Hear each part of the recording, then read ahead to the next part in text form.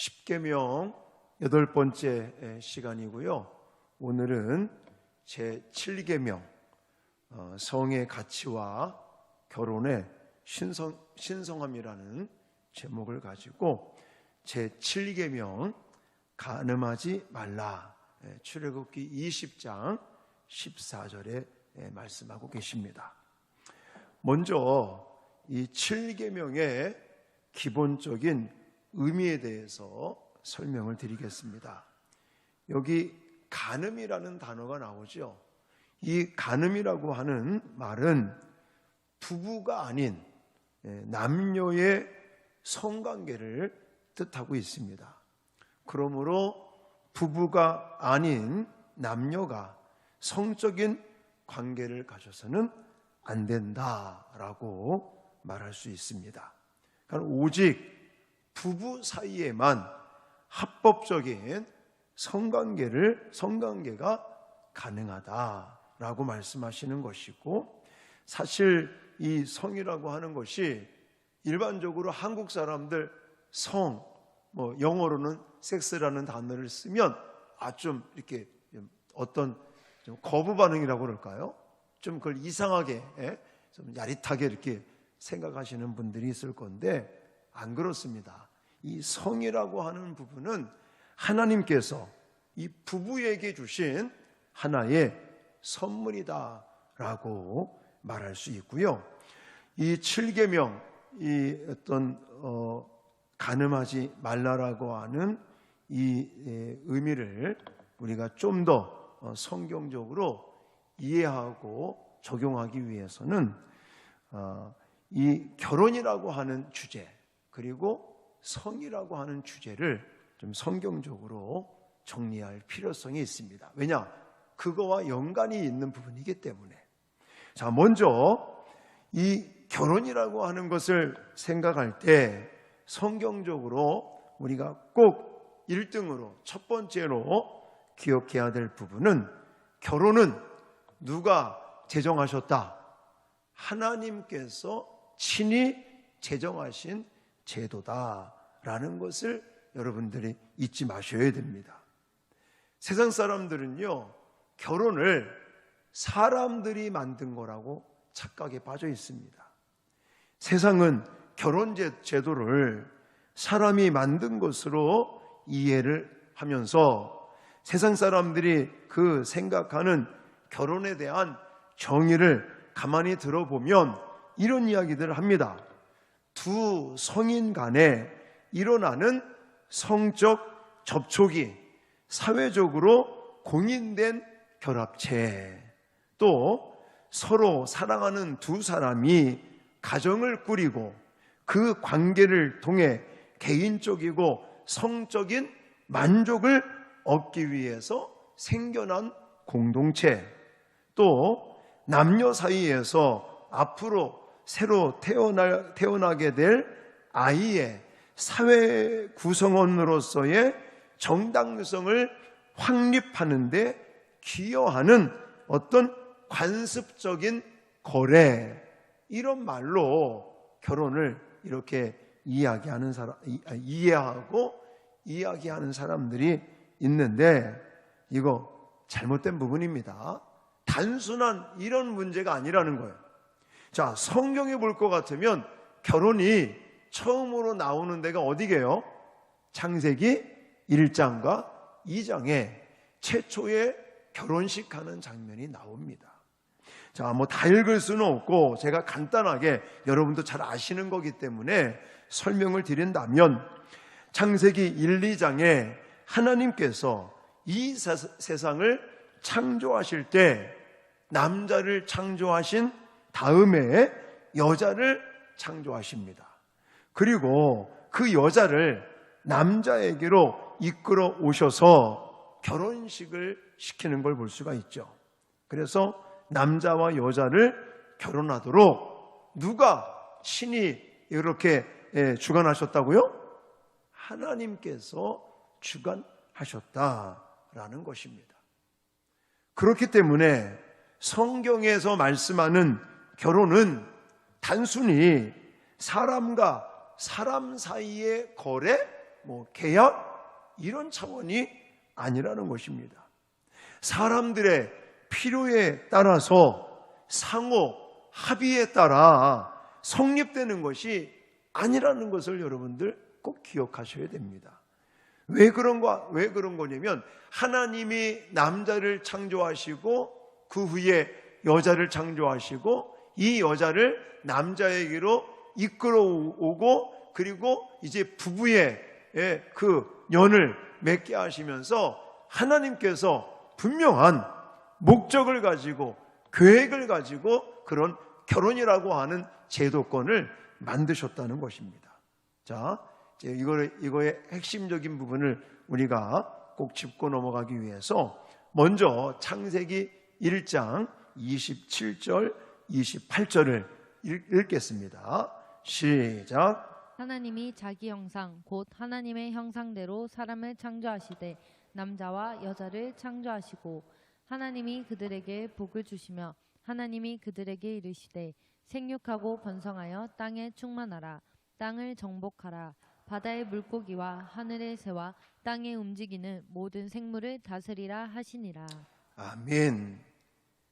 하나님께서 우주 만물을 창조하시면서 남자만 창조하시지도 않았어요. 또 여자만 창조하시지도 않았습니다. 분명히 남자와 여자를 창조하시고 부부로 한 가정을 이루게 하시면서 하나님의 거기에는 분명한 목적이 있고 또 하나님의 뜻이 있고 그 하나님의 목적과 뜻을 이루기 위한 하나님의 명령이 들어있다는 것이에요. 그 명령이 뭐예요? 생육하고 번성하고 땅에 충만하고 또 정복하고 모든 생물들을 다스리라는 하나님의 명령을 남자에게만 주신 것도 아니고 여자에게만 주신 것도 아니고 남자와 여자를 결혼시켜서 하나님께서 주셨다는 것이에요. 더 구체적으로 창세기 20장 20절부터 22절 말씀도 읽겠습니다. 시작. 아담이 모든 가축과 공중의 새와 들의 모든 짐승에게 이름을 주니라. 아담이 돕는 배필이 없으므로 여호와 하나님이 아담을 깊이 잠들게 하시니 잠들매 그가 그 갈빗대 하나를 취하고 살로 대신 채우시고. 22절 여호와 하나님이 아담에게서 취하신 그 갈빗대로 여자를 만드시고 그를 아담에게로 이끌어 오시니. 아멘. 지금 방금 읽은 이 성경 구절들을 보면은 하나님께서 남자를 창조하시고 그리고 그 후에 여자를 창조하시고 그리고는 결혼을 시킵니다. 그리고 이 두 사람을 결혼시키는 분명한 이유가 있어요. 그냥 단순하게 세상 사람들이 말하는 혼자 살면 보기 싫으니까 아니라는 겁니다. 여러분, 그냥 서로 육체적인 쾌락을 얻고 즐거움을 나누라고 제도를 만들었습니까? 아니라는 거예요. 결혼은 서로 도와가며 하나님의 명령, 하나님의 나라의 그 사명을 완수하는 방편으로 하나님께서 가정이라는 이 제도를 만드셨다는 것입니다. 그러니까 결혼을 통하여 하나님께서는 서로 도와 생육하고 번성하여 땅에 충만하라는 이 명령을 이제는 이루게 하셨는데 이것을 이루게 하는 목적이 뭐냐면 하나님의 나라를 완수하는 거예요. 하나님의 뜻을 이루어가는 것입니다. 그냥 단순하게 어떤 생육하고 번성하고 땅에 충만하고 다스리고 지키라는 이 명령은 그저 우리가 육신적인 그런 번식, 생존 이런 거에 국한되어 있는 게 아니라 그 말씀 속에는 뭐가 있다고요? 하나님의 나라, 하나님의 교회를 향한 하나님의 분명한 이 완수라고 하는 하나님 나라의 어떤 건설이라고 하는 이 사명을 완수하는 방편으로 하나님은 남자와 여자를 만드시고 부부를 맺게 하시고 가정이라고 하는, 결혼이라고 하는 제도권을 만드셨다라는 것입니다. 그리고 우리 장로교회에서 정말 열심히 또 공부하면서 실천해야 될 웨스트민스터 신앙 고백서 제24장 2절에 볼 것 같으면 결혼의 목적을 다음과 같이 언급하고 있는데, 결혼은 남편과 아내가 서로 돕기 위해서 합법적인 방식을 통한 인류의 번성과 거룩한 자손들을 통한 교회의 확장을 위해서, 부정을 막기 위해서 제정되었다. 이렇게 성경은, 그 웨스트민스터 신앙고백서에도 이야기하는 걸 볼 수가 있습니다. 그러니까 결혼이라고 하는 제도는 누가 만드셨다고요? 하나님께서 만드셨다. 사람에 의해서 만들어진 게 아니에요. 그럼 하나님이 왜 결혼이라고 하는, 가정이라고 하는 이 울타리 제정을 만드셨다고요? 서로 도와 하나님의 나라 확장, 하나님의 교회의 확장을 성취하기 위한 것.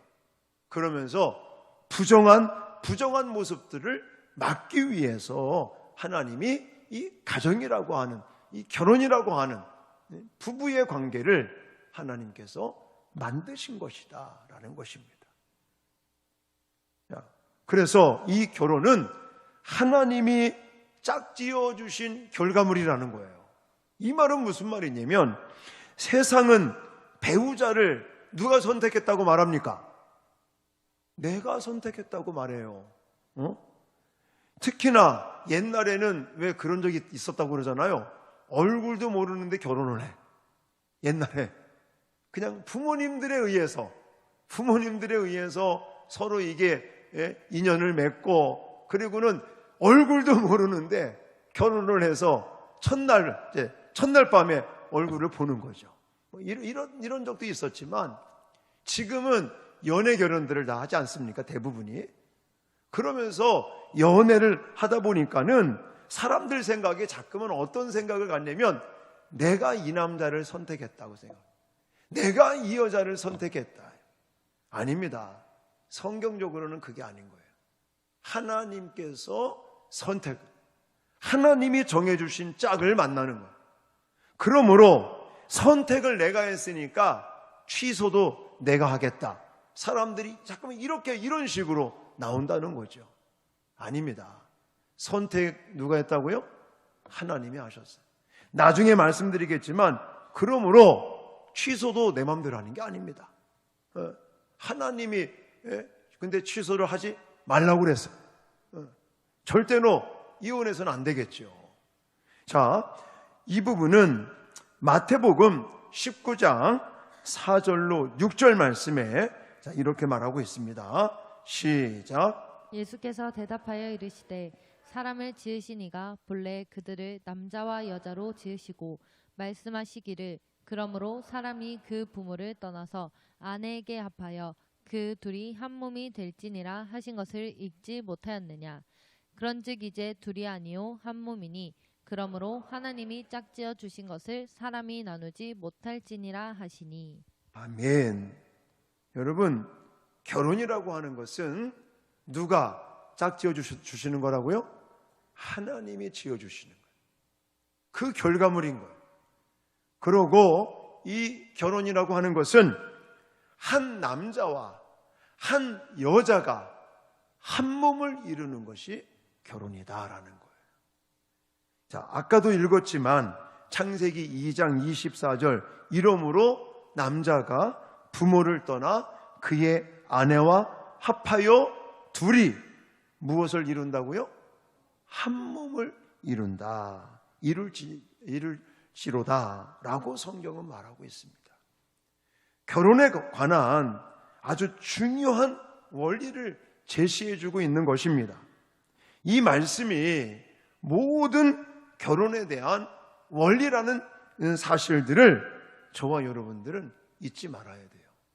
창세기 2장 얘기를 하면 그때는 아담과 하와가 결혼하는 거지 내가 결혼하는 거 아니라고 사람들이 그렇게 얘기할 때가 많아요.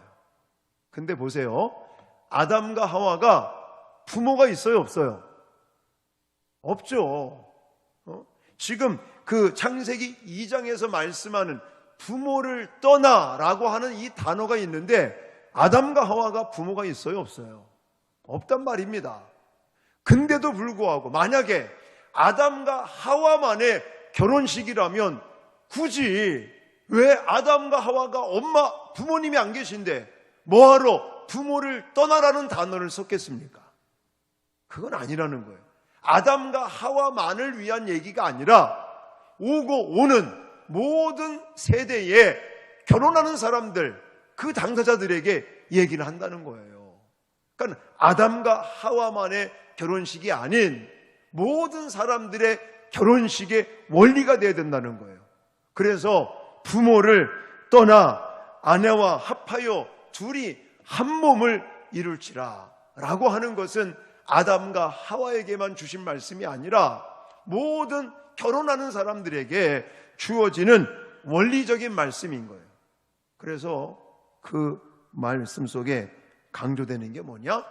한 남자와 한 여자가 결혼해서 한 몸을 이루는 것이 원리라는 거예요. 여러분, 남자와 여자가 합하여 이렇게 단어가 나와 있잖아요. 근데 오늘날 어떤 일이 벌어지고 있습니까? 남자와 남자가 돼서는 안 되는 거죠. 분명히 성경에서 한 남자와 한 여자가 합하여 한 몸을 이루는 것이라고 말씀했기 때문에 오늘날 이 동성애 절대 있어서는 안 되는 거예요. 한 남자와 한 남자가 결혼을 한다? 이건 성경에서 어긋나는 일이에요. 여자와 여자가 결혼할 수 있습니까? 안 된다는 거예요. 근데 지금 지금 다 동성애가 합법화되고 있지 않습니까? 아직까지 우리나라는 버티고 있는데 우리나라도 언제 그게 합법화될지 모르겠습니다. 하여튼 우리들이라도 그 일에 정말 열심히 기도하고 또 적극적으로 우리는 반대 운동을 해야 되겠죠. 자, 그리고 한 남자와 여러 여자일 수도 없는 거예요. 또 한 여자와 여러 남자일 수도 없는 것입니다. 성경에서 말하는 결혼은 오직 한 남자와 한 여자 사이에만 가능하다라는 것을 강조하고 있습니다. 그리고 결혼은 부부가 무엇을 이루는 것이다? 한 몸을 이루는 것이다. 여기서 합하여 둘이 한 몸을 이룬다고 말씀하고 있는데 합한다는 이 뜻이 따바크라는 단어를 쓰고 있는데 이 단어는 어떤 사람에게 풀칠하여 달라붙다 이런 뜻을 가지고 있습니다. 그래서 부부는 절대로 떨어져 있으면 안 됩니다. 여러분들이 예를 들어서 부부싸움을 하고 예를 들어 각방을 쓴다? 이것도 있으면 안 돼요, 사실은. 결혼을 통해서 한 몸이 된 후에는 더 이상 둘이 아닌 거예요. 한 몸인 거예요. 나중에 제가 말씀드리겠지만 이게 예를 들어서 주말 부부 이런 것도 하시면 안 돼요. 나중에 더 말씀을 드리겠습니다. 결혼은 두 사람 사이에 그 누구도 또 간섭해서는 안 되고 간섭할 수도 없는 것입니다. 부모도 자식도 이웃도 그 사이에 끼어들어서는 안 되고 끼어들 수도 없는 일이고 이런 원리적인 부분들을 염두에 두셔야 되고요. 그리고 또 한 가지 이 결혼이라고 하는 것을 생각할 때에 이 성도 믿는 자들 신자의 결혼은 신자 간에 이루어져야 된다라는 것을 저는 말씀을 드리고 싶어요.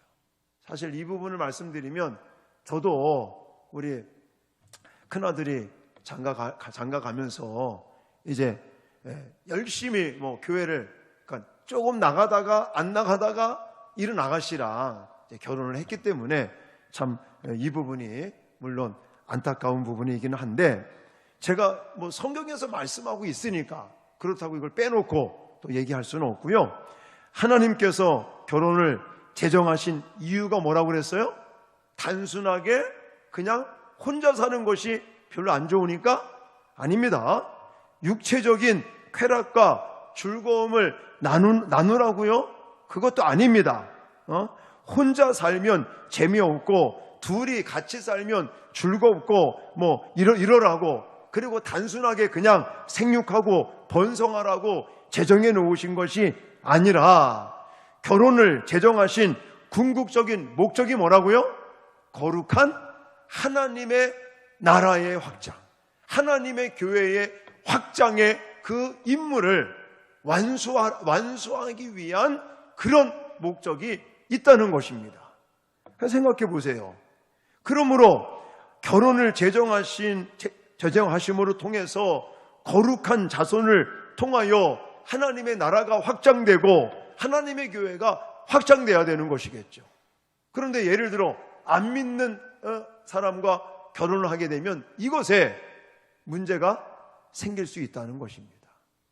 그리고 제가 시간 관계상 이것을 다 읽고 할 수는 없지만, 자, 제가 성경을 제시하겠습니다. 창세기 34장 14절, 신명기 7장 1절로 4절, 사사기 3장 5절로 7절, 왕상 열왕기상 11장 1절로 4절, 느헤미야 13장 25절로 27절, 말라기 2장 11절로 12절, 그리고 고린도 후서 6장 14절로 18절, 이런 말씀들을 가보면 왜? 내 딸을, 그러니까 이스라엘 백성들에게 말씀하는 거예요. 내 딸을 이방 남자에게 주지 말라, 이런 내용들 다 나와 있는 걸 볼 수가 있습니다. 그래서 특히 제가 마지막으로 말씀드렸던 고린도 후서 6장 말씀을 근거로 보면, 믿는 자가 어떻게 믿지 않는 자와 함께 결혼하여 하나님의 존재 방식을 이 땅에 드러내고, 어떻게 하나님의 영광을 드러내며, 어떻게 생육하고 번성하고 땅에 충만하여 땅을 정복하는 일을 하겠느냐, 이런 뜻을 가지고 있는 걸 볼 수가 있습니다. 그래서 믿는 자들과 같이 멍에를 매지 말라, 이런 말씀들이 나오지 않습니까? 그리고는 어찌 함께하며, 어찌 사귀며, 어찌 조화되며, 어찌 상관하며, 어찌 일치가 되리요, 라는 말씀을 하시면서 사실은 직접적으로 믿지 않는 자들과 결혼하면 안 돼 라는 단어가 직접적으로 나와 있는 것은 아니겠지만, 여기 제가 방금 설명드린 이런 단어들은 신자들은 신자들 간에 결혼을 해야지 믿지 않는 불신자들과는 결혼을 하면 안 된다라고 성경은 말하고 있습니다. 그리고 이 불신자와 결혼에 관련된 문제가 한국 교회의 역사에도 나타났다는 걸 볼 수가 있습니다. 그래서 여러분들은 뭐 잘 모르시겠지만, 옛날 우리나라에 처음 이제 이렇게 장로교 선교사님들이 들어오셔서 처음에 왜 생겨난 조선 예수교 장로회, 이런 게 있습니다. 이런 총회, 제가 자료를 보니까 제6회 1917년 총회 자료에 보면 이 어떤 말을 하고 있냐면, 로마 교인과 결혼하는 일은 위태한즉 당회가 성혼 안 되도록 권면하고, 임에 성혼한 것이면 죄에 빠지지 아니하도록 권면해야 된다, 이런 문구들이 있다는 거예요. 그리고 왜 우리나라 최초의 장로교회가 여러분 세문안교회인 거는 들어보셨습니까? 서울에 있는 세문안교회가 우리나라의 최초의 장로교회인데, 세문안교회의 이런 부분들이 있었다고 그래요. 그러니까 초기 당회록에 볼 것 같으면 불신자와 결혼한 자를 권징했다, 이런 내용들이 들어있었다고 합니다. 근데 저도 할 말이 없지만 1980년도 이후서부터 믿지 않는 그런 믿지 않는 자들과의 성도들과의 이런 결혼하는 것들이 이제는 용인하게 되었는데, 이때 조심해야 될 것은 무엇이냐면, 믿지 않는 사람들과 피치 못하게 결혼을 하게 된다면 선교사의 마음을 가지고 그 사람과 그의 가정을 복음화시키겠다라고 하는 그 사명감으로 결혼을 해라, 이런 문구들이 있는 것을 볼 수가 있습니다. 그래서 성경적으로는 신자의 결혼은 신자 간에 이루어지기라고 성경에 말씀하고 있다, 이런 부분들을 참고하시고, 자, 그러면 지금까지 제가 성경적인 결혼, 성경적인 이 부부, 성에 대한 이야기를 아주 중요한 거, 핵심적인 거 말씀을 드렸는데, 자, 그렇다면 성경에서는 간음이라고 하는 것을 어떻게 취급하고 있느냐라는 거예요. 여러분, 일반적으로 세상에서의 간음은 어떤 거라고 그랬어요? 부부가 아닌, 이제 부부가 아닌 남녀가 성관계를 갖는 것을 가리킨다고 그랬어요. 단순하게 육체적인 부부가 아닌 사이에 성관계를 갖는 것을 말하고 있지만, 성경에서는 어느 간음까지 얘기하고 있을까요? 마음의 간음까지 말씀하고 있죠. 자, 너무나 우리가 잘 알고 있듯이 마태복음 5장 27절 28절 말씀을 같이 읽겠습니다. 시작. 또 간음하지 말라 하였다는 것을 너희가 들었으나 나는 너희에게 이르노니 음욕을 품고 여자를 보는 자마다 마음에 이미 간음하였느니라. 아멘. 비록 행동으로 옮기지는 않았을지라도 그 마음에 상상으로 음욕을 품는다든가 음행하는 것, 그런 것들을 상상하고 이런다면 그것도 마음으로도 간음을 했다라고 성경은 말씀하고 계십니다. 예수님을 따르는 성도들의 윤리는 행동의 윤리만을 말씀하는 것이 아니라 어떤 윤리까지, 마음의 윤리까지 포함하고 있다는 것을 저와 여러분들은 기억을 하셔야 됩니다. 그러므로 하나님이 짝지어 주신 배우자를 사랑하지 않고 다른 데 마음을 품는 사람들, 이거 간음했다라고 성경은 말씀하고 있고, 우리가 그런 것들을 또 이런 부적절한 그런 부부 관계가 아닌 부적절한 그런 어떤 관계가 만들어지지 않도록 우리는 하나님이 짝지어 주신 배우자를 뜨겁게 사랑해야 될 줄 믿습니다. 별로 안 하시네요. 그리고 하나님이 짝지어 주신 배우자로만 만족하는 저와 여러분들이 되어질 수 있기를 주님의 이름으로 축원합니다. 그리고 이 7계명에 대해서 생각하면서는 사실 우리가 왜 6계명이라든지 8계명이라든지 10계명 이런 거와 연관이 다 있다는 사실을 또 기억을 하셔야 됩니다. 자, 간음이라는 이 어떤 7계명이 6계명보다도 더 무서운 거라는 사실을 우리는 생각하셔야 돼요. 6계명이 뭐였죠? 살인하지 말라 그래요.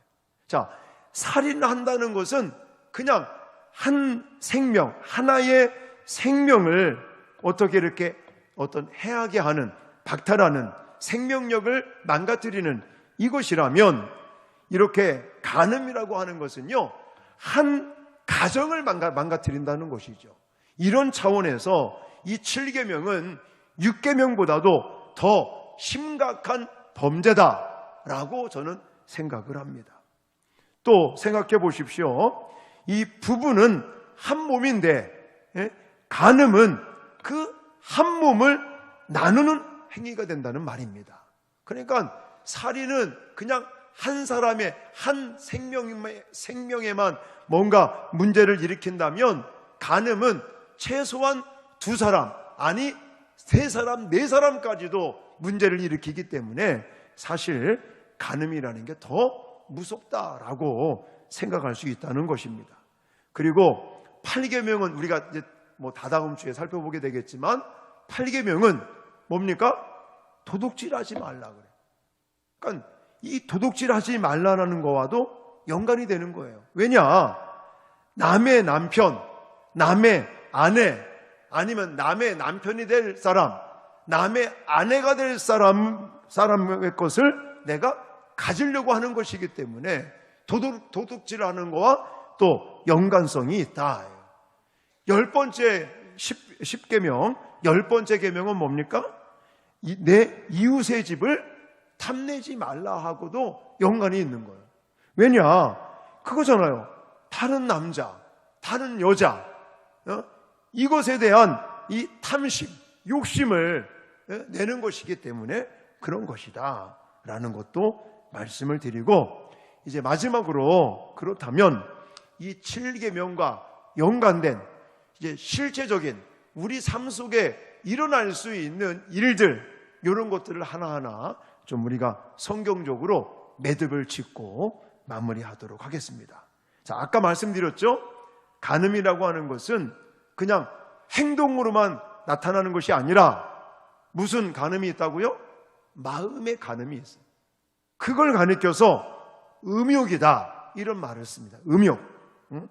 자, 10계명이 외적 행위만 금하는 것이 아니라 마음, 그 사람의 태도, 그 사람의 경향, 이것도 포함하고 있기 때문에 그 마음의 깊은 곳에서 우러나는 이 욕망에 관해서까지 정말 가르치고 있다는 점을 우리는 생각하면서 이 음욕이 생기지 않도록 우리는 늘 경계심을 가져야 될 줄 믿습니다. 그리고 제7계명은 그냥 단순하게 아까도 말씀드렸지만 행동으로 옮기지 않았을지라도 내 마음에 음욕을 품게 되면 그 사람도 간음했다라고 성경은 말하고 있는 것입니다. 자, 그 다음에 불법적인 결혼에 대한 부분도 우리는 기억을 해야 되는데, 자, 불법적인 결혼 어떤 것들이 있을까요? 아까 말씀드렸잖아요. 불법적인 결혼, 하나님께서 만들어 놓으신 결혼은 한 남자와 한 여자가 이제는 한 몸이 되는 거. 그런데 이 불법적인 것은 이거는 그다지 많지는 않겠죠. 일부 다처제 있으면 안 되는 거예요, 성경적으로. 또 일처 다부제 이런 것도 안 되는 것이. 그 다음에 동성애, 이 동성결혼, 또 근친혼 이런 부분들도 다 성경적으로 잘못된 결혼이고, 이런 부분들은 정말 있어서는 안 되겠다. 지금 우리나라도 아까도 말씀드렸지만 동성애 심각한 문제입니다. 지금 차별금지법이다 뭐다 내세워가면서 이 젠더 또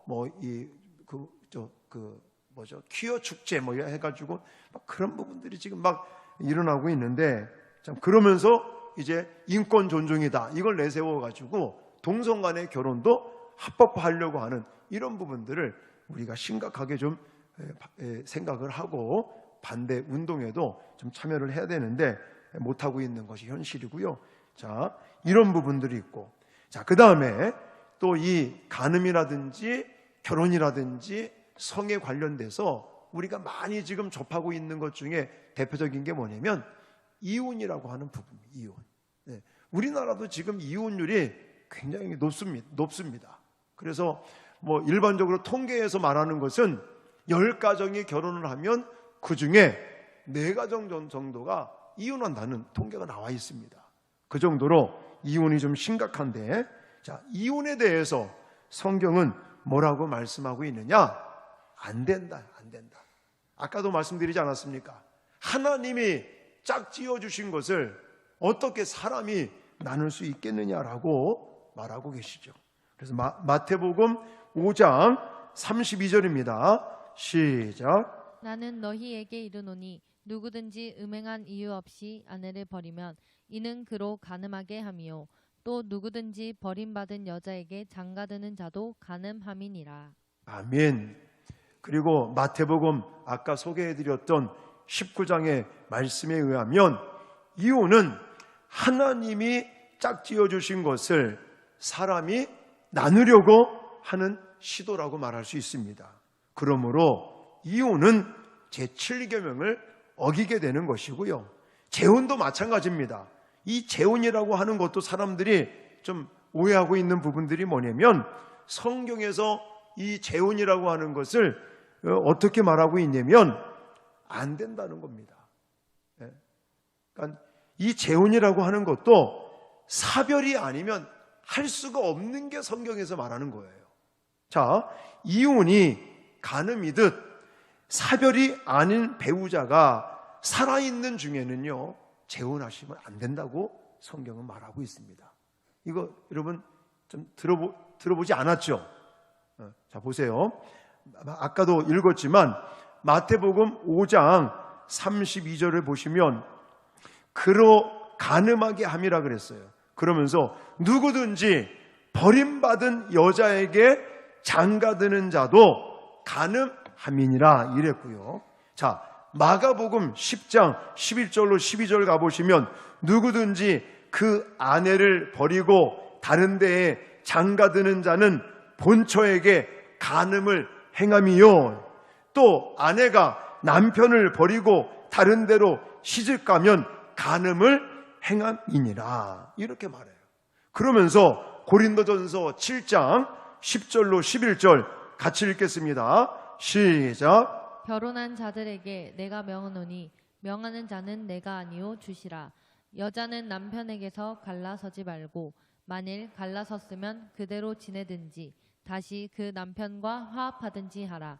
남편도 아내를 버리지 말라. 아멘. 제가 지금 여러분들에게 소개해드린 이런 성경 구절들을 근거로 한다면 비록 결혼에 실패를 해서 이혼을 하게 됐어요. 근데 배우자가 아직 살아있다. 그런데 예를 들어 새 장가를 가고 새 시집을 갔다. 새 결혼했다. 그럼 그 사람은 뭐 한 거라고요? 간음을 한 거예요. 살아있는데. 그러니까 예를 들어 피치 못하게 내가 이혼하게 됐다. 그럼 어떻게 살으라고요? 그대로 살든지 아니면 다시 결합을 하든지. 이게 성경적인 거예요. 다만 사별을 했다. 그 사람은 근데 그러니까 새롭게 만나는 사람도 사별을 했어야 되는 거죠. 그렇죠? 그래야 서로가 하나님께서 허용하신 거. 이런 부분들 우리가 좀 성경에서 정리를 할 필요성이 있고요.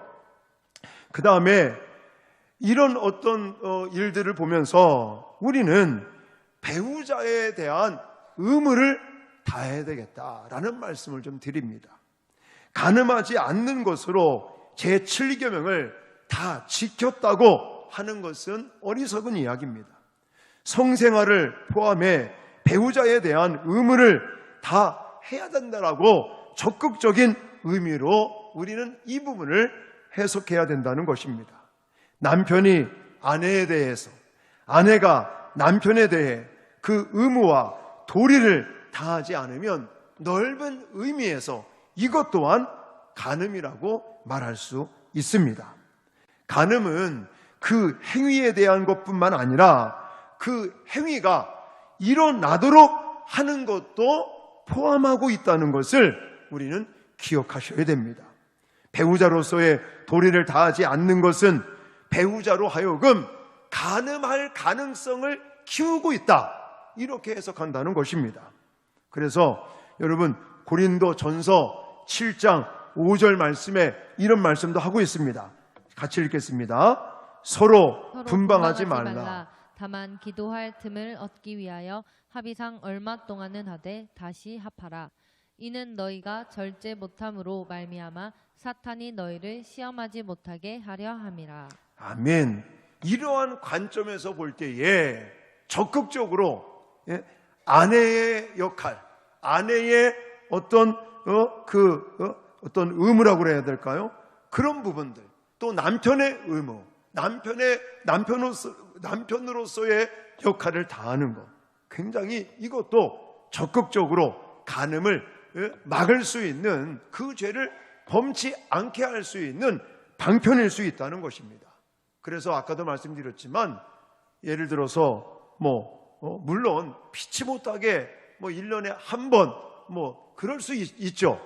이 주말 부부로 한 일주일 지낼 수 이런 건 그래도 어떻게 봐줄만 하다고 봅니다. 그러나 장기간에 있어서 오랫동안 주말 부부로 지낸다든지, 또 옛날에 보면 기러기 아빠라는 말이 있었잖아요. 엄마하고 아들 이제 유학시키기 위해서 미국 가서 살고, 아버지는 그냥 국내에서 열심히 일해서 돈 벌어가지고 미국으로 보내주고, 이러다가 이제는 문제가 생기는 가정들이 얼마나 많은지 모릅니다. 그래서 이런 부분들도 기억을 하셔야 되고, 그 다음에 이것이 직접적인 것은 아니겠지만 이성교제, 그리고 혼전, 순결, 이런 부분들도 생각을 하셔야 됩니다. 특히 이 자리에 나와 있는 우리 학생들, 청년들, 이 부분 잊지 마셔야 돼요. 간음은 부부 관계를 벗어난 성관계라고 말씀을 드렸죠. 그러니까 부부가 아닌 관계에서 이루어지는 성적인 일들은 모두 잘못되었다라는 것입니다.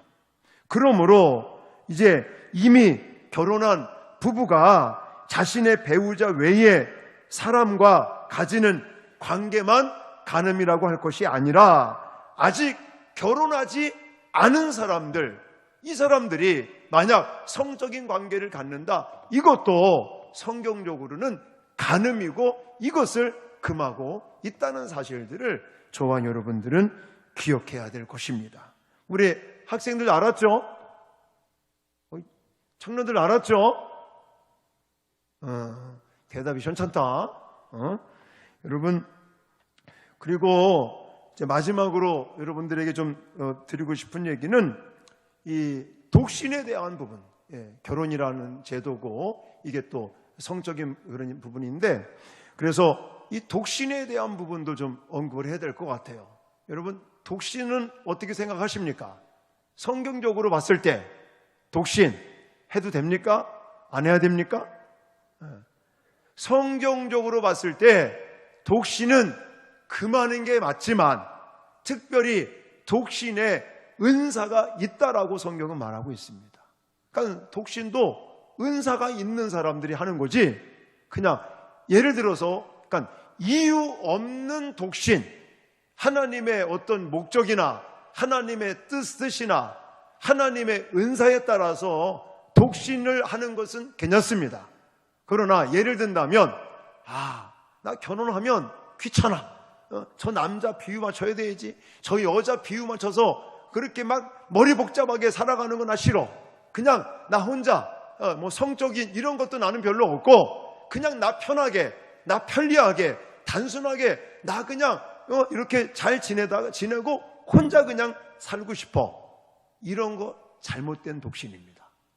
하나님이 정말 이유가 있는 어떤 복음을 전해야 되는 그런 사명이 있다든지, 여러 가지 그런 어떤 특별한 목적에 따라서 독신 생활하는 것은 괜찮지만, 그 외에 다른 이유 때문에 내가 만약에 그저 그냥 독신의 동기가 속박받기 싫고 또 제약받는 거 싫어하고 나는 그냥 편리하게 나 혼자 잘 먹고 잘 살냐, 이런 마음으로 독신한다는 것은, 이거는 이 시대의 풍조와 주위의 추세를 따라 독신을 선택하는 것은 잘못된 부분이고 성경은 금하고 있다라고 말씀을 드리고 싶습니다. 그리고 지금까지 제7계명에 관련돼서 가정, 결혼, 또 부부, 또 성적인 부분들, 이런 부분들 많이 말씀을 드렸는데, 결국은 이 7계명, 간음하지 말라라고 하는 이 계명은 우리를 억압하기 위한 그런 하나님의 계명이 아니라 우리를 사랑하셔요. 그래서 우리의 가정을 지키고 부부관계를 지키고 행복한 공동체를 이루어가라고 하나님의 배려요, 하나님의 사랑으로 우리에게 주신 명령이라는 사실들을 기억하시고, 저와 여러분들이 이 성의 가치라든지 결혼의 신성함이라든지, 그래서 정말 이 육체적인 간음뿐만이 아니라 행동으로 나타나는 간음뿐만이 아니라 우리의 마음적인 음욕과 같은 이런 간음도 있다는 사실들을 기억하시고, 저와 여러분들의 마음과 우리의 행동들이 정말 하나님이 기뻐하시는 아름다운 가정, 또 아름다운 이 부부, 행복한 가정을 꾸려나가시는 저와 여러분들이 되어질 수 있기를 주님의 이름으로 축원합니다.